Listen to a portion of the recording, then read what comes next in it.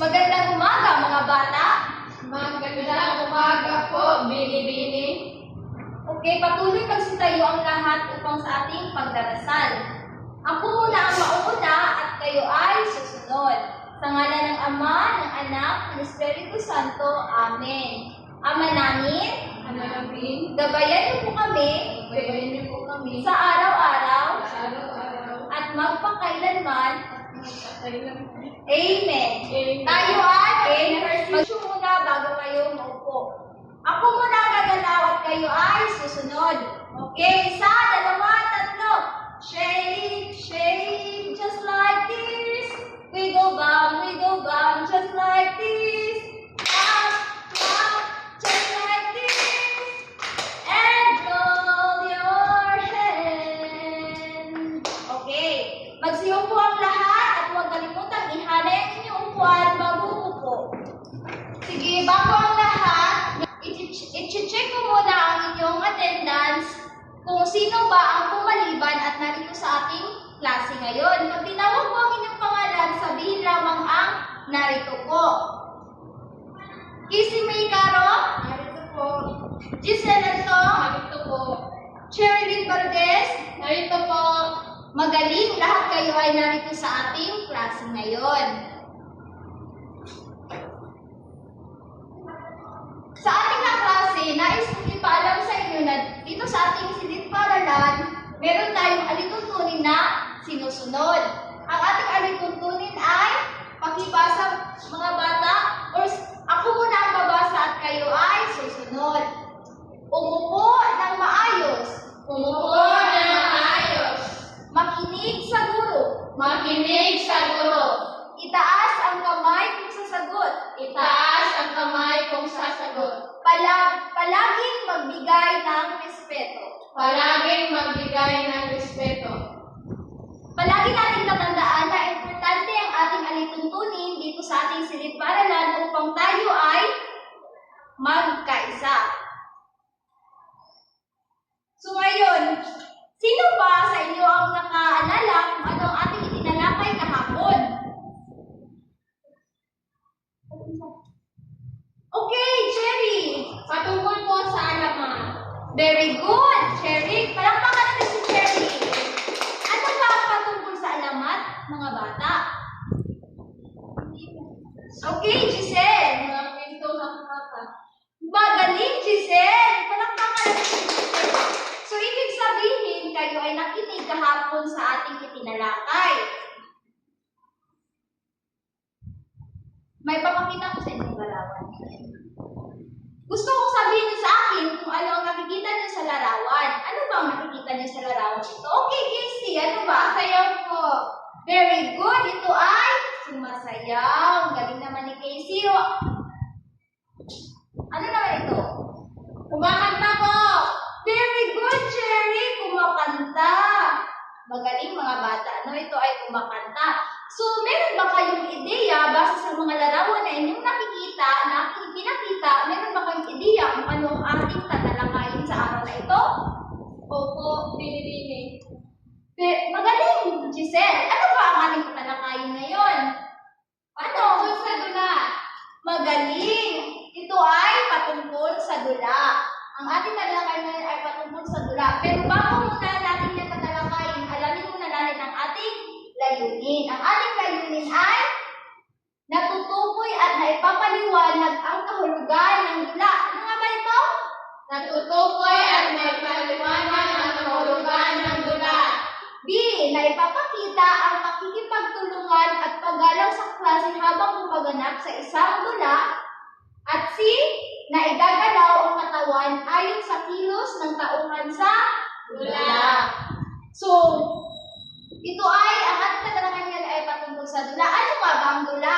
Ako muna ang babasa at kayo ay susunod. Dula.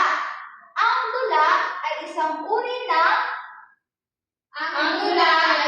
uri ng panitikan kung saan ang mga tauhan ay gumaganap o umaarte upang maipakita ang isang kwento. Manitikan kung saan ang mga tauhan ay gumaganap o umaarte upang maipakita ang isang kwento sa pamamagitan ng pagkilos, pananalita at damdamin.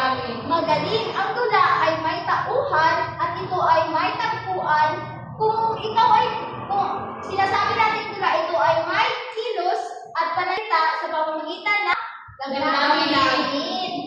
Ang dula ay may mga elemento. Pakibasa ng elemento ng dula. Tauhan, mga gumaganap sa kwento. Tagpuan. Tagpuan, lugar kung saan nangyari ang kwento. So sa dula, merong tauhan at meron ding tagpuan. Ngayon ay may papakita ako sa inyo dula at nais kong basahin niyo ito. Ang pamagat ng tulang ito ay patungkol sa ang pagtutulungan.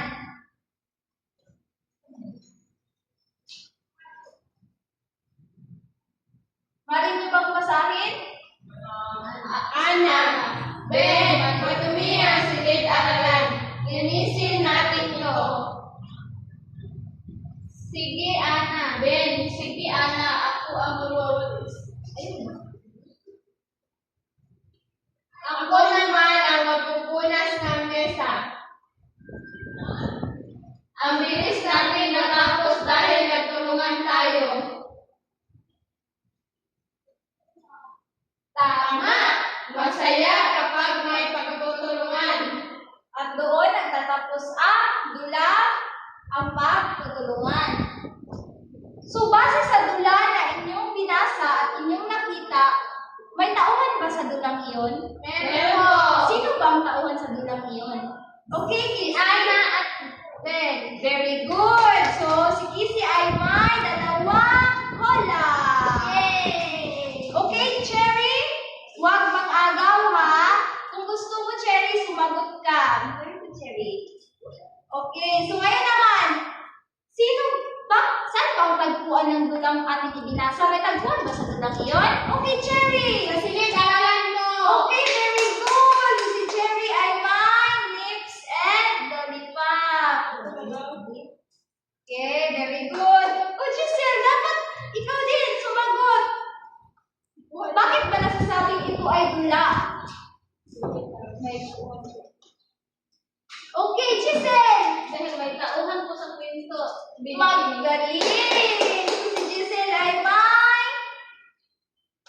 lollipop at softie. Okay, very good. So ngayon ay may aktibidad tayong gagawin. Sa inyong pangkat, dalawang pangkat kayo. Sa isang pangkat, may isang magre-representante upang bumunot dito kung anong dula ang kanyang mabubunot. Ang pamagat ng ating aktibidad ngayon ay action ko, hula nyo. So, sino ba sa inyo ang gustong bumunot dito at siya ka-action? Okay, Casey me. Tapos kayo ang nandyan,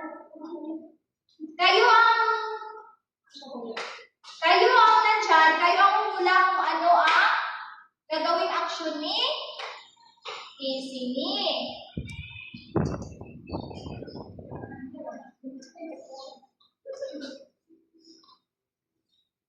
Okay. Pulis! Pulis! Pulis po! Very good, Cherry! Magaling, Cherry! So, ngayon naman, iba naman ang bumunot.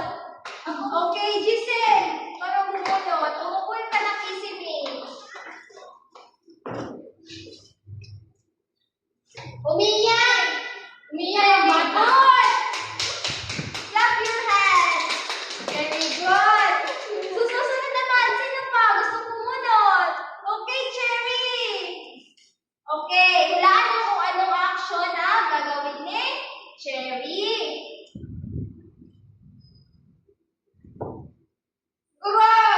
Very good! Magaling at nahulaan nyo. So, talagang alam nyo ang aktibidad natin ginagawin dahil ang aktibidad na ito ay base sa ating tinalakay ngayon. So, ibig sabihin ay kayo ay nakinig na mabuti. So, mahalaga bang matutunan natin ang dula? Opo! Mahalaga. Kailangan ba talagang may tauhan sa dulang ating binabasa? Opo! Bakit ba? Dahil sila ang nagbibigay buhay sa isang dula. Magaling. So, mahalaga ba ang pakikipagtulungan sa ating kapwa na pinakikagaya ng nasa dula? Opo! Bakit ba mahalaga ang makikipagtulungan sa ating kapwa? Yes, ang tutulong siya. Natulong. Magaling upang makatulong sa ating kapwa. So ngayon ay kumuha kayo ng lapis at papel at tayo ay may sasagutan. Okay. Tayo may sasagutan. Kumuha ng lapis at papel. Sagutan natin ito. Okay, basahin muna natin ang panuto. Ngay ang hanay A sa tamang sagot sa hanay B. Isulat ang titik ng tamang sagot. Okay. Bigyan ko kayo ng 10 minuto upang sagutan ito.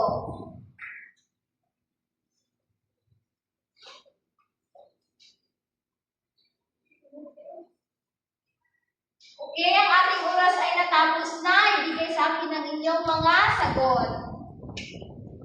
Okay, magaling. Natapos na. Ang bilis nyo namang natapos, ibig sabihin kayo ay nakinig talaga sa aking klase dahil ang bilis nyo natapos sa paggawa ng ating aktibidad. Kumuha kayo ay gusto kong sabihin, may tatlong aralin tayo. Gusto kong sabihin nyo sa mga nanay nyo na tulungan kayong hanapin kung anong gusto nyong dula na nakikita nyo sa programa sa inyong bahay. At bukas ay tatanungin ko kayo isa-isa kung ano ang programa o dula na inyong nagustuhan at bakit ito ang inyong nagustuhan. So magsitayo ang lahat. Maraming salamat at paalam mga